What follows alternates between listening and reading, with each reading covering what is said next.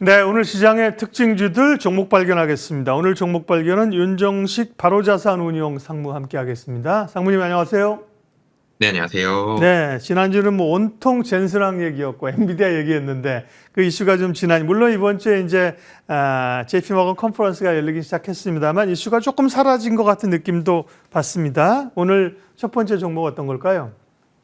네, 오늘 HL 만도 좀 설명을 드리겠습니다. 사실 국내의 자동차 부품 업체들은 현대차 그룹이 어떻게 나가느냐, 어떤 가이던스를 가지느냐에 따라서 부품주들이 따라갈 수밖에 없는데요. 근데 HL 만도 같은 경우는 오늘 자동차주들 뭐 조금씩은 오르지만 이 만도만큼 오르지 못하고 있습니다. HL 만도 지금 4% 정도 상승을 하고 있는데 HL 만도가 왜 좀 더 잘 오르고 좋아지느냐라는 부분을 보면 이 현대차 그룹 자체는 25년도 가이던스가 굉장히 큰 폭으로 증가하겠다 정도는 아니거든요. 25년 현대차 그룹 판매 목표가 뭐 YOY 기준으로 한 2.2% 상승입니다. 증가분이면 현대차를 통해서 무언가 폭발적인 성장을 한다. 여기까지는 아닌데요. 근데 중국과 북미 중심으로 해서 북미 전기차 업체의 판매 목표가 훨씬 더 커지죠. 20% 이상입니다. 그래서 중국과 북미를 중심으로 성장세가 커지고 있다라는 점. 그리고 이 저가형 전기차 모델 얘기가 계속적으로 나오고 있는데 저가형 모델이 나오게 된다라면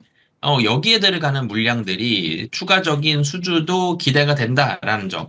이런 부분들이 상당히 좀 긍정적인 부분들이 있고요. 그리고 HL 만도 멕시코 신공장 물량이 추가가 되면서 매출 성장도 기대가 되고 있고요. 그리고 지금 전기차 있어서의 이런 수주들이 고마진입니다. 고마진 전장 제품인 부분들을 상당히 좋다라는 점. 그러니까 3Q에 보면 누적 수주가 15조 원이고 연간 목표 99% 달성하면서 긍정적인 부분들이 있는데 이 수주가 뭐 달성률도 좋았는데 수주의 대부분이 전장 제품입니다. 전장 제품이 마진율이 훨씬 좋거든요.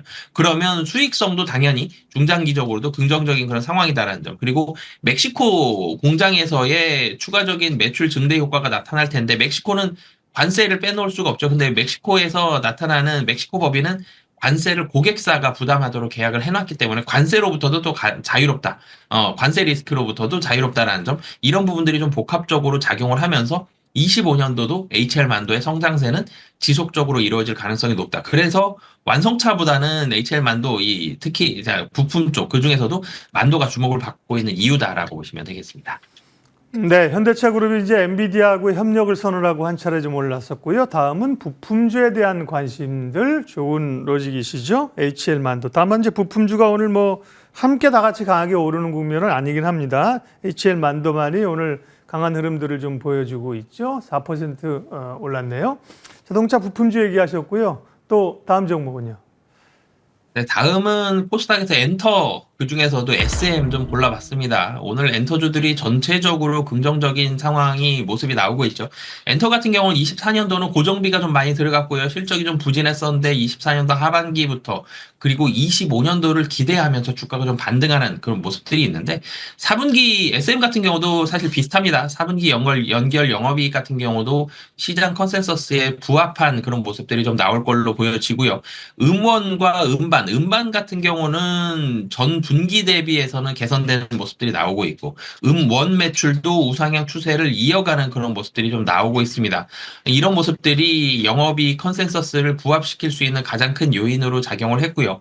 그리고 25년도 보면 사실 엔터 회사들이 대체적으로 이 가수 쪽으로 좀 포커스를 많이 맞추죠. SM 같은 경우도 25년도 신규 이 음원과 음반 발매에 대한 기대감, 게임 회사로 치면 신작 기대감 같은 거죠. 이런 부분들이 있고 기존 아티스트들도 강세를 좀 보여줄 가능성이 높다라는 점. 그리고 SM의 발목을 잡았었던 요인 중에 하나가 자회사들입니다. 자회사들이 적자가 나면서 SM의 연결 이익단을 많이 갉아먹는 그런 모습들이 있었는데 SM 같은 경우도 자회사들 재정비를 좀 많이 했습니다. 그러면서 자회사들이 올해는 수익으로 돌아선다라는 점. 그래서 실적을 갉아먹었다가 이제는 수익성 구간으로 들어오면서 수익성이 좋아진다. 이런 부분까지 이 투자 포인트로 보시면 좋을 것 같습니다.